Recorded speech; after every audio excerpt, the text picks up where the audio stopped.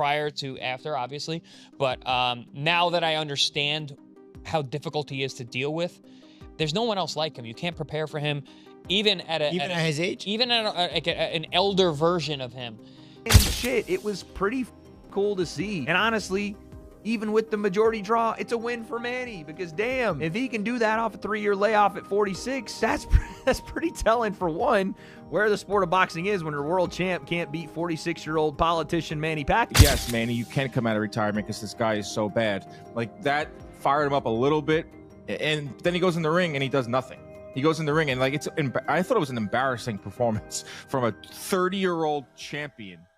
Fighters are genuinely terrified of Manny Pacquiao's comeback because even at 46, he moves like he's still in his prime. Sean Porter witnessed Manny's training and his performance against Barrios, and he confidently said Pacquiao is still him. Despite his age, Manny's speed, footwork, and intensity remain sharp. Opponents fear that the legendary version of Pacquiao hasn't faded and that he's still capable of dominating top-tier fighters today. What do you think about the overall matchup? Everything, man. I watched him train like last week or the week before, and amazing to see him still move and bounce and do all the same things that he was doing in camp years ago when I was with him. So he's still locked in. He's still him, Crazy, but he is. You know what they say, man. The last thing to go is that power.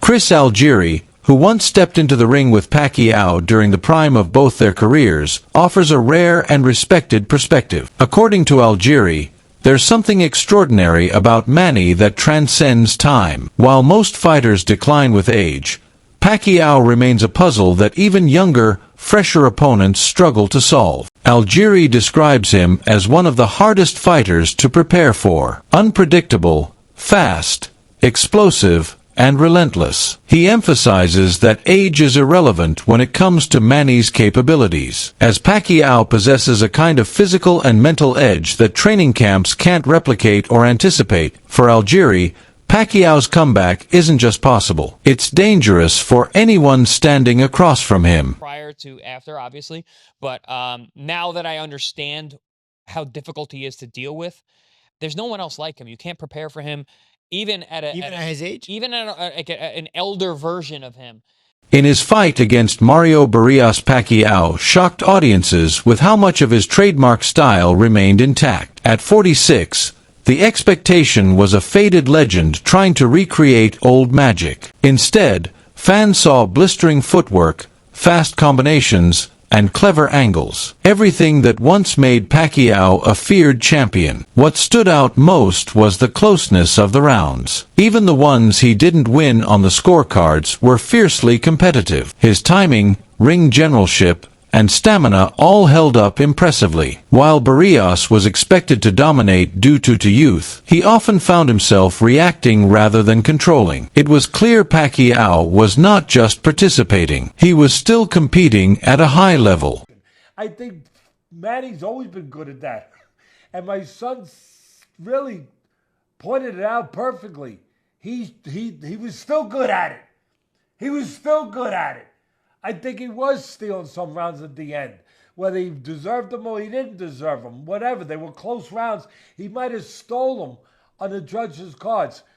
What we shouldn't forget is he's a special guy, and he put a special performance. I never saw calves on the legs of somebody that big. I mean, it's incredible. I thought early on he stumbled a little bit. I thought his legs were stumbling a little bit, like you might see in a 46-year-old, a little bit. But at the end, they got the act together. He used them pretty good. He used them pretty damn good.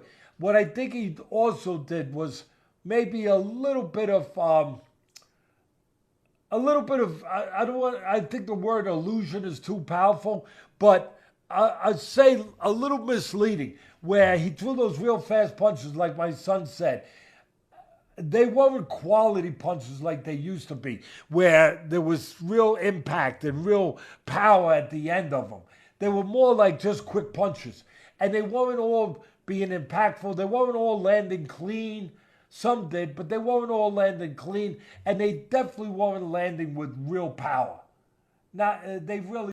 social media personality and fighter Salt Poppy joined the conversation with a bold take on a potential rematch between Floyd Mayweather and Manny Pacquiao. According to him, Manny's current form shows he's still active, conditioned, and mentally in the game. Unlike Mayweather, who has spent years away from real competition, Salt Puppy believes that if the two legends were to meet again, the outcome would be dramatically different from their 2015 encounter. This time, Manny's rhythm, activity, and hunger would overpower Mayweather's aging reflexes. While Mayweather has kept his record intact with exhibition, Salt Puppy believes Pacquiao's true return to form makes him the more dangerous of the two today. Have you spoken to Manny recently? I know you're friends with him. No, I haven't spoken to him, no. What would you want to see him do next? Fight Floyd Mayweather or Gervonta Tank. You think he beats Tank, near prime Tank Davis? We'll see. Styles make fights, so we just don't know. What about Mayweather versus Pacquiao too? Yeah, that'll be a good fight. Yeah, Manny is still active. So. Okay.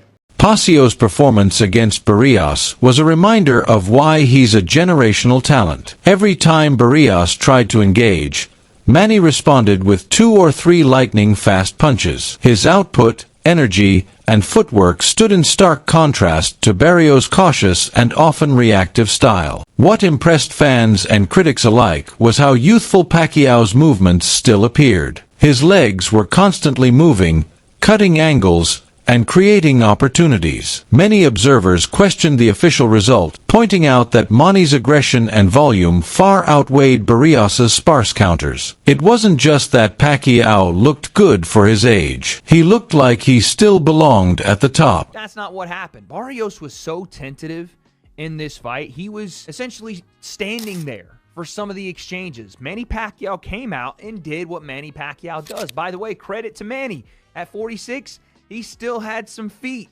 He was moving, dancing on Mario Barrios. He was throwing combination punches going forward on Mario Barrios. And when he wasn't doing that, he was countering Mario Barrios, who looked like a stick in the mud. He looked like he couldn't even get out of first gear because Manny was hitting with combinations. Were they hurting super bad? Maybe not. Some of them definitely were. Had a mouse under the eye of Mario Barrios, but others were just flurries, and they were keeping Barrios at bay. And when Barrios was throwing 1, Pacquiao was throwing 3. When Barrios would throw out his jab, Manny would counter with his lead right hand, stepping on the inside plane, doing all the old Manny shit. It was pretty cool to see. And honestly, even with the majority draw, it's a win for Manny because, damn, if he can do that off a 3-year layoff at 46, that's pretty telling for one, where the sport of boxing is when your world champ can't beat 46-year-old politician Manny Pacquiao. But 2, just how great he was. 8 division world champion, started his career at 106, I think, comes up to 147. What are we talking? Skeptics have questioned Manny's motives for returning,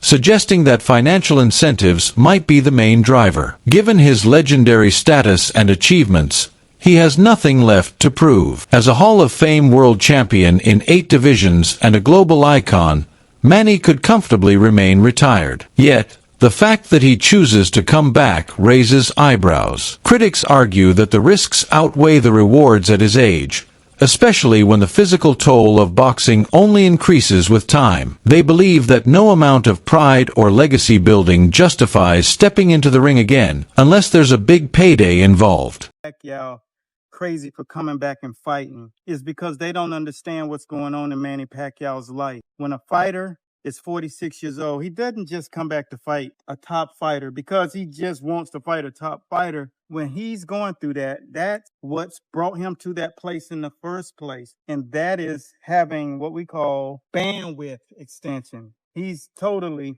scattered his brain and lost so much money over the course of time.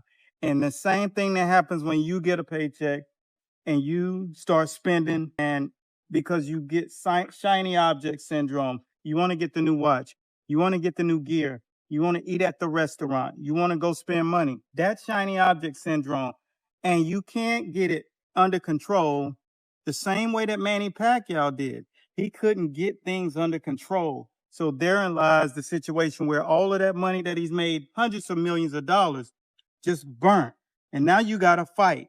But if you really stop focusing on the symptom and start concentrating on the root of this thing, and the root of this thing is bandwidth, shiny object syndrome, trying to be so relevant in so many different scenarios.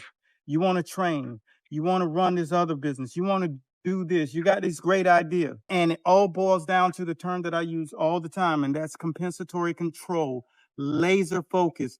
Get one idea, follow through with that idea. You got to have a plan in order to do it. And that's how you get to from here to here. That's when you're 46, you don't have to fight anymore. And that is my message today. Just understand why you're scattered. Understand why you can't get anything going all the way through. You can never finish that thought process and execute the plan. And therefore, you continue to find yourself in a situation where you're desperate. You're trying to find a way to get back to where you were, which is even. But if you stay locked in and concentrate on the compensatory control factor of your life, which is doing everything that you think of every single day the exact same way, and I take 1 minute and go to that playlist